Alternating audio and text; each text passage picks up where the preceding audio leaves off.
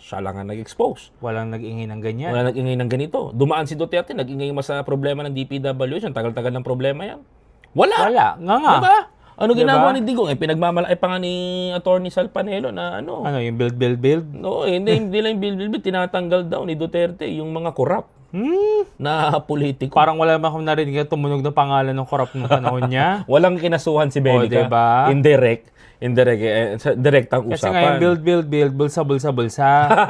Kaloka. Yung pala ibig sabihin nun. Kailangan yung pala nalaman niya. Bulsa. Diba? Diba? Sabi pa dito, partner, ulitin na natin, politician must shall word from the distribution of any financial aid. We will shall ensure that the support reaches the benefits without protege. Sa wika ni Pangulong Bongbong Marcos. O, diba? Mga kababayan. Mas diniinan niya pa ngayon. Na Alam mo, gusto ko yon. Kasi nakita ko yung sinceridad ni PBBM dito eh. Gusto ko yung ginagawa niya ganito. Ayoko yung sasabihin nila na weak leader si PBBM. No? In this case, is this the weak leader? Never ko rin naman nakita si PBBM na weak leader, partner. Diba? Nasasabihan mo ba na mahinang leader itong si Pangulong Marcos ngayon? Kung si Pangulong Marcos mismo, partner ang pumuputol ng sungay. 'Di ba? Diba? Tinataga yung mga dapat tagain. Wala Diba? siyang pakialam kasi hodang kadugo kita Oo, or na. wala akong pakialam. Ay pinsan pa kita. Kung Oo. magnanakaw ka, ay umanda ka sa akin, di ka uubra. Yun ang gusto ko sa kanya. Sabi pa dito ng Pangulo, partner, para malaman ng mga kababayan natin na nanonood ngayon.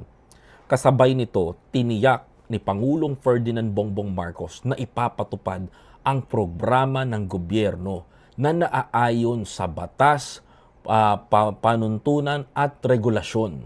Sinabi ng Pangulo na dumanas ng mga pagsubok ang kanyang administrasyon, which is true. Totoo naman.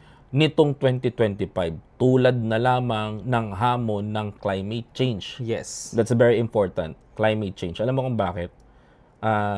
Kailangan natin, yung bansa natin nagbabago ng klima. Summer, umuulan, may bagyo, which is dapat mainit. Nagbago ang klima ng bansa natin. I agree. Because of the global climate change. Kasi Hindi naman natin maiwasan kasi nature yan eh. Pero we can prevent. Kailangan lang natin makasabay. ang masakit lang din talaga doon, partner, kaya naman sanang i-prevent kung wala lang nangungurakot sa pondo ng bayan. Hindi, liban doon, Diba? liban doon, kailangan din kasi natin i-advance yung mga gamit natin. Totoo. Hindi natin ma-prevent yung possible na mangyari. Which is tama si President Bongbong Marcos doon. Itong climate change na to, sabayan ni President Bongbong Marcos ng digital infrastructure niya Oo. para mabago natin ang sistema. Mababago. Eto pa, sabi pa ni Pangulo, lindol, kawalang kasiguraduhan sa ekonomiya at talamak na katiwalian sa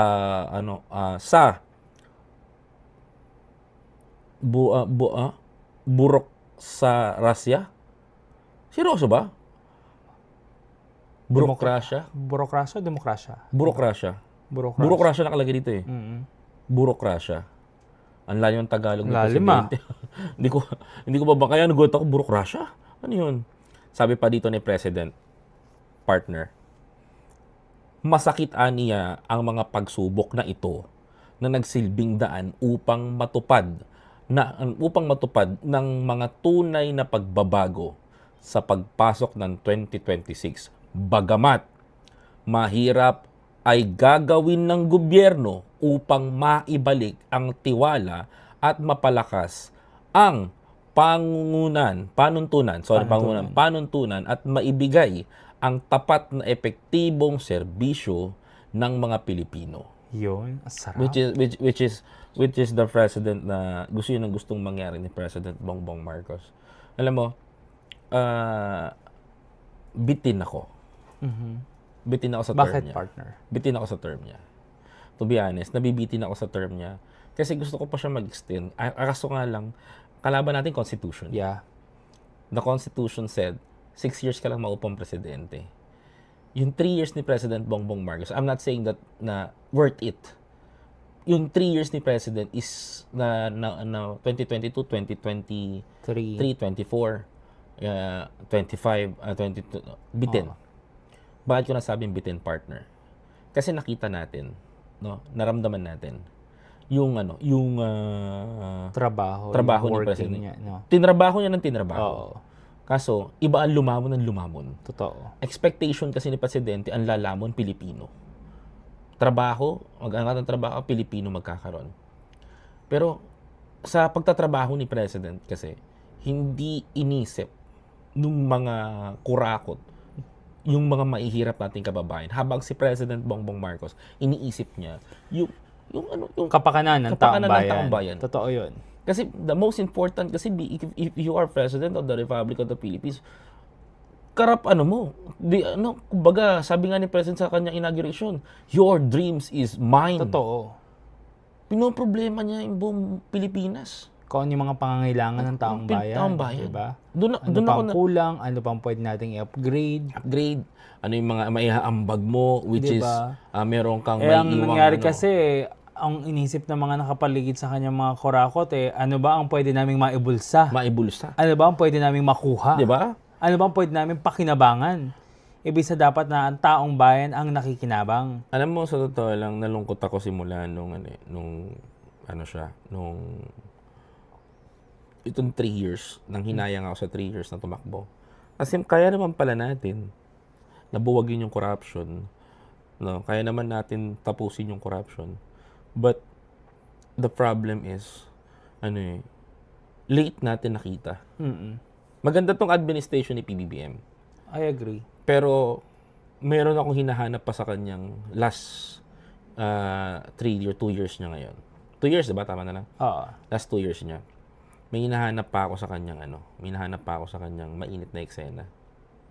At abangan ko to. Bubulagayin tayo niya, Yes. no? Partner. I don't want to mention to our subscribers. Oo, syempre. Pero syempre, ang akin lang, partner, abangan natin. Totoo. Yung susunod na kabanata. Kasi kahit naman sabihin mo na 2 years na lang is mahaba-haba pa rin to. Correct. Marami pang pwedeng mangyari. This is 2026. Mhm. 2027 next year. 2028 ng Mayo ang kampanya. Yeah. Then the filing is 2027. Okay. So, malapit na tayo dun sa punto na yon. We have a 1 year. Pero tong 1 year na to, bubugbugin na